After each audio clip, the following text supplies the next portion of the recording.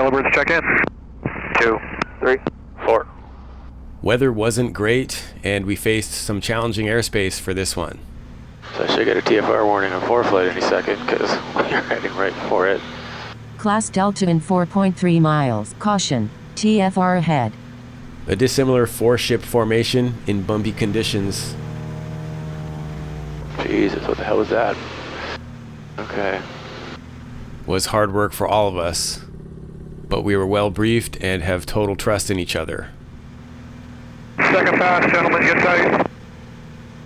We are directly over target. This looks good. Yellow 4, go finger left. Join us for a real-time debrief of one of the most important formation flights we do each year.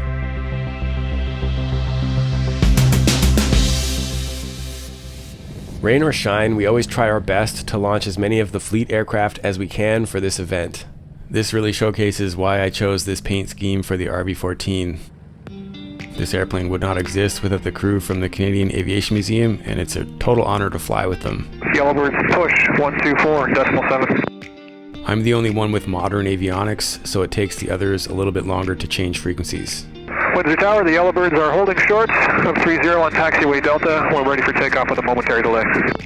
Pilot members are all volunteers, and we practice and train regularly. It was exciting to recently get our newly restored Tiger Moth online. Today is the anniversary of the Battle of Britain, and there's a commemoration event which we're booked to be over target at 1412 with most of the rest of the fleet. Each trip is thoroughly briefed. For this one, I'll be number 4 in the RB-14, number 2 is the Harvard flown by Todd, Paul is number 3 in the Chipmunk, and Dave is lead in the Stearman. That's actually footage from a previous briefing, but today the crew is pretty much the same, so let's get back on board for this one. We do our best to fill all the seats with volunteers and or crew members that are looking to get formation training. Today I'm alone, but the rest of the seats are filled up. And that blue rag on my knee is because I got wet while I was getting in. I go one notch. The first element is being led by the Stearman with the Chipmunk behind it. Those two airplanes have less performance than the Harvard and I do, so that's why we wait until the tails are up. And you'll notice Todd is going to bob his head when he adds power in the Harvard here. He's really good at making it quite exaggerated so you can't miss it. And then my job is now not to overtake the Harvard. I've got significantly more performance than he does, so this is an exercise in doing a low power takeoff, which definitely does not feel intuitive. So even with significantly low power, I'm off the ground basically by the time his tail wheel comes up, and I'm just holding it in ground effect here. And then I really need to be aggressive with the power, pulling it back at times so I don't overtake him. There goes the Harvard's gear, which is fun to watch. The next thing that's going to happen is Todd is going to give me a signal to swap sides. As you can see, the lead element is up ahead. We largely work with hand signals, and since I can't see lead, anything that needs to be relayed to me comes from number 3. In this case, Todd is giving an arm bar. Traffic, 12 o'clock. The throttle really is a primary control for formation flying, and you can see how much I'm working it here. And I'm leaving a bit of a buffer here because, again, with this similar formation, it's a little bit challenging to decelerate at the same rate, so I don't want to overtake the Harvard when we join the lead element. Yellow 4, move in the box. And because I can't see him, lead uses the radio to talk directly to me. I really enjoy being number 4 because it's an awesome view and I get to reposition several times. Yellow 4. I also don't envy the position of lead because his job is to not only get us where we're going, but get us where we're going on time. So that's pretty stressful, and I just like being back here enjoying the view. Man, this is bumpy. Everybody's struggling. Yellowbirds formation tower, no current traffic in the control zone. You can break out of the hold whenever you need to. Just give me a heads up. Checker marks, we'll give you a heads up when we're breaking out of the hold for the Yellowbirds. We stayed in tight formation while holding for about 10 minutes. Meantime, I want to use this iPad capture from a bit later to both admire Dave's impressive hand-flown holds while leading in the Stearman, and also to talk about the TFR. I got this context from a Canadian controller here in Windsor to share. TFRs by default are depicted as circles, but in this case, part of that circle expands into Canadian airspace, where American TFRs are not technically applicable. Regardless, we were in contact with the Windsor control tower for the entire flight, which took place in their control zone. This is why I got a throttle quadrant, not a vernier push knob throttle, because this is a lot of throttle work. I do love this setup for formation flying. and during aerobatics I wouldn't want to be reaching for the panel to grab a knob style throttle control. But knowing what I know now, I might have left the prop and mixture as separate vernier controls because the console friction is hard to get at squished beside the seat cushions, so I leave it set very tight, which makes it hard to make fine-tuned adjustments of the prop and mixture levers. But it sure is nice to have this added handy storage area to rest my arm on. It's bumpy, but it's looking good from where I'm standing. With the tower, the Yellowbird formation is just departing the hold, heading towards 7 Sharmal. Yellowbird formation tower, roger. Report completing and inbound the field. Yellowbird. So again, probably the hardest thing to do as lead is to plan it out properly to get us exactly on time. In this case, the iPad is indicating 14:11, so we're 1 minute within target, so this is going to work nicely. Wouldn't be the Battle of Britain without a rainstorm. Yellow 3 and 4, noise. So that means to push full fine I don't know how much noise I'm going to get, but I'll give it a shot. on the prop control, but at these low power settings, I'm not going to get as much noise, but it sure works well with the Harvard. Yeah, I'm not getting the RPM really. Harvard, I can hear from here. Awesome. So we are in the TFR now. And here's where I got to give a shout out to ForeFlight for the additional situational awareness. It's pretty hard to miss those callouts. I've got the iPad connected to my Bose A30 for the added situational awareness. This is bumpy. Caution, inside TFR. We are tight, man. It's nice. Warning, obstacle ahead. Yeah, we're pretty low over a major urban center, so it is definitely nice to not have to split my attention to be situationally aware of threats like that. Caution, obstacle. And these alerts are from the avionics keeping me safe. Caution, obstacle. Bring the prop back a little bit. Warning, obstacle ahead. And here's a little fun tidbit I figured out later. Because we were low over a major urban center, I actually never lost my cellular connection and managed to stay at 1 bar of 5G, which allowed for internet data to populate the current radar imagery the whole time. But for normal operations, I have to give love to longtime Flight Shop supporter SiriusXM Aviation for keeping me connected at any altitude with a satellite-based data connection for all my aviation weather information, including upper winds, TAFs and METARs, and pretty much everything I need en route. So with that in mind, there definitely were some storm cells quite close by, so it was nice to know they weren't right on top of us, but it was creating for challenging conditions. Jesus, what the hell was that? Okay. Todd was really fighting for it in the Harvard. Second pass, gentlemen, get tight. That airplane is flying about as slow as it can safely go to be behind the steerman. Dave did his best to keep the Harvard on the outside of most of the turns. We are directly over target. A crowd has gathered at the park down there, and there are a couple of World War II fighters mounted on pedestals.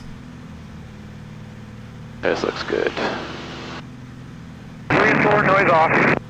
It was both rewarding and a relief to have gotten it done. Whew. But the work isn't over yet. We're going to take the long way home to allow for some training for fellow crew member Katie. She's been checked out on the Chipmunk now for about a year, and she's working toward being one of the formation pilots for upcoming missions. She's on board with Paul in the Chippy, and I knew at some point she was going to be taking control, and at this point I noticed it was probably happening about now. She got a bit wide and was having a hard time holding the altitude. And that's not to undermine her abilities, but more just to make it clear how challenging this can be, and that you definitely don't want to just go out and try this. If you want to fly formation, please do try to get some training. Does Katie need some room for number 4? I didn't get a response to that call, and during the debrief she told me she was so busy that she didn't hear it, and knowing she'd be focused on looking at lead, not really being able to see me under her wing, I decided to give her some space. Okay, I'm going to back off, number 4. But she really doesn't have much time flying formation yet, and she did quite a good job getting dialed in just after a few minutes, so it was pretty cool to watch. Give Katie And tower, the Yellowbird formation, if the winds are still calm, we will set up for a 1 mile initial on 25, planning to exit Foxtrot. Yellowbird formation tower, roger. Runway 25, wind calm. Altimeter 3003, cleared right base. And a big part of flying dissimilar formations is to understand the limitations of the aircraft. Typically what you want to do is put the lowest performance aircraft in the lead position, which in this case is the steerman. That way everybody else has surplus energy to be able to close gaps if they fall behind. That said, the Harvard is close to the minimum safe flying speed even with 10 degrees of flaps out. So what we've done in this flight is plan to make most of our turns to the right, which means the Harvard would be on the outside of the turn where he can fly faster. It could be quite a dangerous situation if Dave made a left turn and then got slow. The Harvard may not be able to stay in, and in that case he'd have to just bail. So that's just one of the many things that we plan for a flight like this. Yellow 4, go finger left.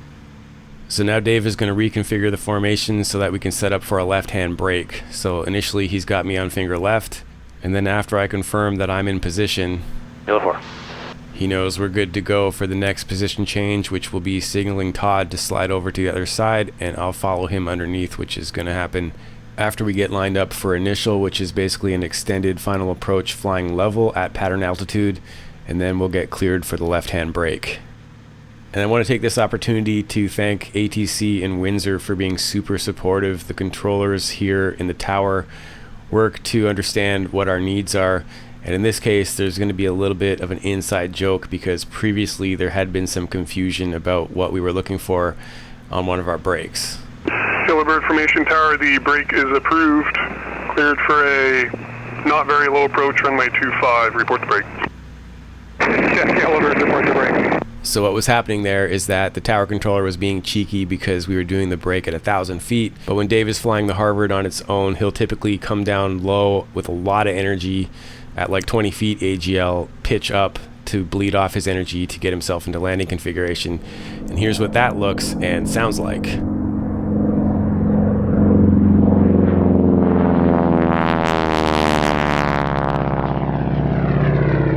So back to our not so low approach. We're at pattern altitude and already in a low energy state because we're keeping up with the steerman. So we're ready for landing configuration. Jesus. And it did continue to be bumpy and challenging up here. Hey guys. But as we got lower and we were away from the mechanical turbulence from the city, the wind was calm, so at least landing wasn't difficult today. Get it together. So the next thing that happens is the brake for landing, which is kind of interesting because this is when you transition from staring at the aircraft you're following and being able to spend more energy on flying your own airplane again. This is how we create separation for ourselves to land safely. Lead is going to break away from the formation, making a descending left turn. Number 2 will count to 3 and do the same thing. Then it'll be number 3 and then me as number 4. Tower, the Yellow Birds are on the brake. Yellow Bird Formation Tower, wind light and variable, cleared to land, runway 25. Yellow Birds, clear to land. 2, 3.